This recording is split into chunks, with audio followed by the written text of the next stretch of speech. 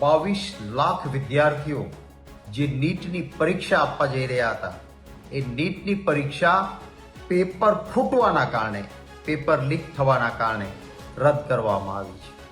22 લાખ વિદ્યાર્થીઓની માનસિકતા શું થશે એ સમજવા જેવું છે. કોઈ પણ વ્યક્તિ તૈયારી કરતો હોય, વિદ્યાર્થી પરીક્ષાની પૂરી તૈયારી બાદ એ પરીક્ષા જ્યારે રદ થાય છે ત્યારે વિદ્યાર્થીની ઉપર સાયકોલોજીકલ, માનસિક રીતે જબરજસ્ત દબાવ ઊભો થાય છે. સરકાર કોઈ પણ પ્રકારની ગંભીરતા લેતી નથી, બોધપાઠ લેતી નથી અને પેપર ફૂટવામાં ક્યાંક ને ક્યાંક સરકારનું મિલાપણું પણ છે.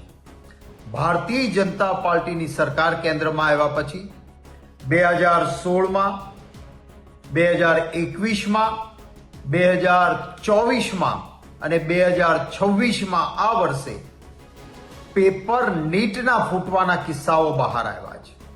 2024માં નામદાર સુપ્રીમ કોર્ટે પણ ગંભીરતા લીધી. 2 વર્ષ પહેલા એટલે કે 2024માં જ્યારે નીટનું પેપર ફૂટ્યું, એની તપાસ થઈ, સુપ્રીમ કોર્ટે ગંભીરતા લીધા પછી તો ગુજરાતમાં એનું કેન્દ્ર બિંદુ નીકળ્યું. જે પેપર ફૂટવાના પૂરા પુરાવા મળ્યા, એ પેપર ફોડનારા કોણ હતા? એ સંસ્થા કોણ હતી? ભારતીય જનતા પાર્ટીના નેતાઓ સાથે સીધું એનું મિલાપણું. મેં જે તે સમયે ભાજપના નેતાઓ સાથેના એમના મિલાપણા, એમના ફોટા, ભારતીય જનતા પાર્ટીને અપાતા ફંડની વિગતો બધી જ મેં રજૂઆત કરી હતી. એમાંથી બોધપાઠ ન લીધો. આટલી મોટી ઘટના 2024માં બન્યા પછી સરકાર જાગૃત બની હોત, પગલાં લીધા હોત, તો આજે 2026માં નીટનું પેપર ના ફૂટ્યું હોત. નીટની પરીક્ષા શું છે? જે ડોક્ટર ઉચ્ચ અભ્યાસ માટે બનવા જઈ રહ્યો છે અથવા જે ડોક્ટર બને છે, જેને આવતા દિવસોમાં માનવ જીવન સાથે એની સારવારનું કામ કરવાનું છે, પેપર ફૂટેલા વ્યક્તિ જો નીટની પરીક્ષાના પૈસા આપીને પૈસાદાર લોકોના છોકરા પેપર ફોડીને નીટની એક્ઝામમાં ગરીબ મધ્યમ વર્ગના મહેનતુ દીકરાઓ દીકરીઓથી આગળ નીકળીને એડમિશનો લઈ લે અને આવા લોકો ડોક્ટર બને તો માનવની જિંદગી સાથે પણ ચેડા થાય. પણ સરકાર, કોઈ ભારતીય જનતા પાર્ટીની સરકાર ગંભીરતા નથી લેતી.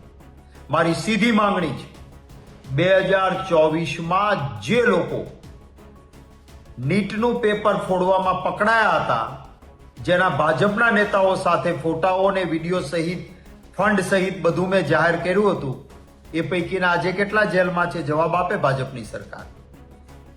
આવું બધું થાય ત્યારે હોવા થાય, એ પછી એ લોકોના જામીન થઈ જાય, એ લોકો બહાર નીકળી જાય, એને કોઈ કડક સજા ન થાય, એના વરઘોડા ના નીકળે. અમરેલીમાં કોઈ પાટીદાર દીકરીનો વરઘોડો કાઢનારાએ નીટની પરીક્ષામાં જે તહોમતદારો ગુજરાતમાં પકડાયા હતા, એનો કોઈ વરઘોડો ન નીકળ્યો, એના કોઈના ટાટિયા ના તૂટ્યા, એના ઘર ઉપર બુલડોઝર ન ગયા, કારણ કે આ પરીક્ષાના પેપર ફોડનારા તો ભાજપના નેતાઓ સાથે મળેલા હતા. આ ન ચાલે. હું વહાલા ગુજરાતીઓને પણ કહીશ કે આ ભરપૂર મતો આપો છો, ભાજપ જીતે છે, વાહવાહી થાય છે, અને પછી આપણા બાળકોના ભવિષ્ય સાથે શું થાય છે એનો વિચાર કરવાનો સમય આવી ગયો છે. ગંભીરતાથી સૌ સુજ્ઞજનો વિચારે. આ નીટનું પેપર ફરી 2026માં ફૂટ્યું છે. 22 લાખ વિદ્યાર્થીઓના ભવિષ્ય સાથે ચેડા થયા છે. અભિનંદન આપીશ અમારા NSUIના મિત્રોને કે એમણે રોડ પર ઉતરીને આંદોલન શરૂ કર્યું છે. ગુજરાતની જનતા, જાગૃત જનતા NSUIના મિત્રોને પણ મદદ કરે અને પોલીસ કોઈ પણ પ્રકારના દંડાનું રાજ્ય, ન્યાય માટે નીકળેલા લોકશાહી રીતે આંદોલન કરતા વિદ્યાર્થી આગેવાનો NSUIના નેતાઓ સામે ન લે, એવી પણ આશા રાખું.